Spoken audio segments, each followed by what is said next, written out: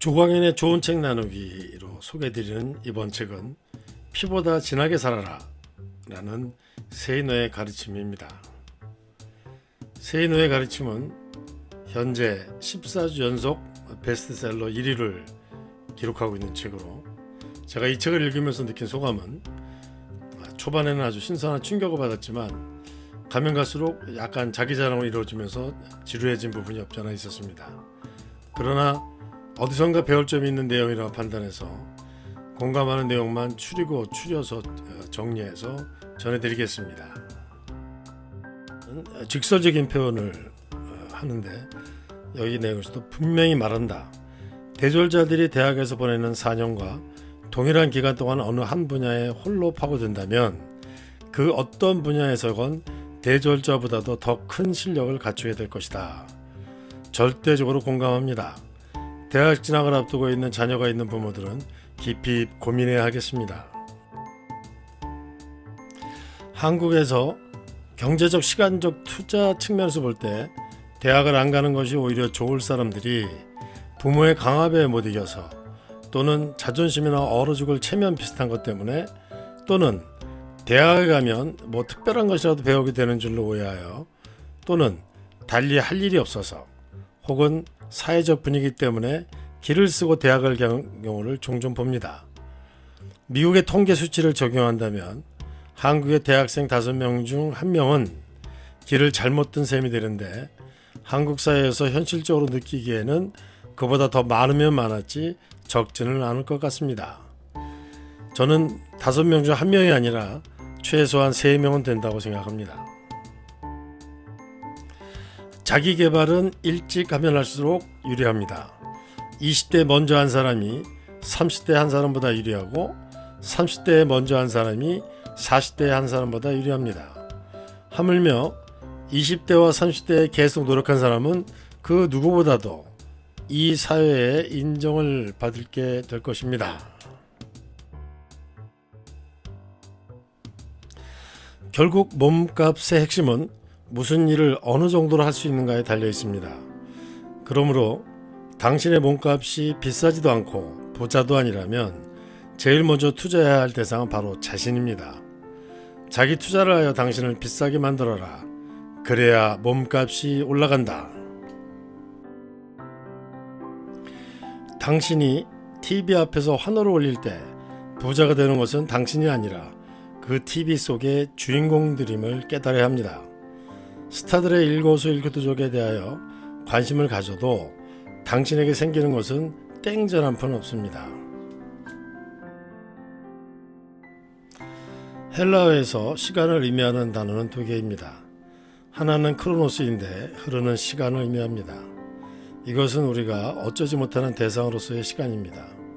자동차를 타고 가다가 길이 막혀 어쩔 수 없이 보내는 시간 같은 것이 크로노스입니다. 다른 하나는 카이로스인데 의미 있는 시간, 가치 있는 시간, 보람 있는 시간이 모두 여기에 해당됩니다. 이 땅에서 잘 산다는 것은 부자로 사는 것을 의미하는 것이 아니라 크로노스를 카이노스로 바꾸어 살아간다는 것을 의미합니다. 크로노스를 카이노스로 변화시키는 시도가 없는 시간은 그저 세월의 주름살에 불과합니다. 하지만 내가 생각하는 시간에는 크로노스와 카이노스 이외에도 하나가 더 있습니다. 돈이 되는 시간이 바로 그것입니다.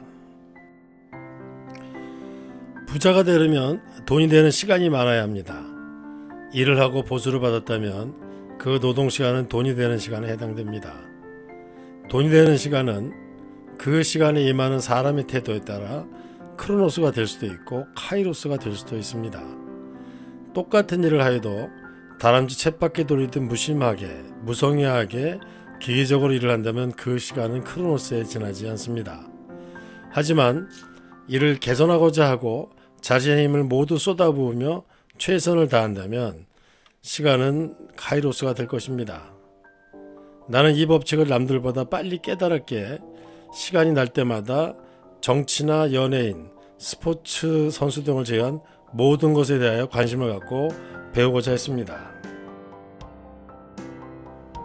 신혼부부들에게 주는 경고, 비빌 언덕이 마땅치 않은 상황이라면 결혼 후 5년이 가장 중요한 시기입니다. 그 시기에 돈을 모으지 못하면 당신들은 평생 부자가 되기 힘듭니다. 혼인 비용을 최대한 줄이고 현금을 보유해야 합니다. 가구도 가장 싼 것으로 장만하고 그 어떤 것이든 간에 중고 물품도 고려해 봐야 합니다. 호사스러운 혼수품도 온여름엔 고물이 된다는 것을 명심해야 합니다. 결혼해물 부잣집 친구들을 절대 따라하지 말아야 합니다. 일생 한 번밖에 없는 결혼식인데 돈 좀 써야 하지 않느냐고? 글쎄 옳시다. 부자로 살고 싶다면 젊은 시절에 철저하게 돈을 움켜줘야 합니다. 부모가 부자가 아니라면 결혼식도 간소하게 하고 모든 허례허식을 물리쳐야 합니다. 나는 도대체 전세를 살고 있으면서도 아이 돌잔치를 호텔에서 하는 젊은 부부들을 보면 이해가 가지 않습니다. 그 돌잔치가 아이를 위한 것이라는 말은 하지도 말아야 합니다. 이제 내 말을 믿어라. 너희가 가난한 집 중고등학교 학생이라면 일단은 코피 터지게 공부해라. 돈이 없어 과외를 못 받고 학원을 못 다닌다고 서러워하지 마라. 교육방송이나 인터넷과에 관심을 가져라. 이해가 안 가는 부분이 있으면 선생님은 붙들고 늘어져라. 집안이 제 아무리 콩가루 집안이라 해도 신경 쓰지 마라. 친구들이 무엇을 갖고 있건 간에 그것을 부러워하지 마라. 휴대폰이 없다고 우울해하지 말고 그것이 없음을 오히려 다행으로 여겨라. 돈이 없어서 누군가로부터 괄시와 모멸을 당했다면 그것을 잊지 말아라.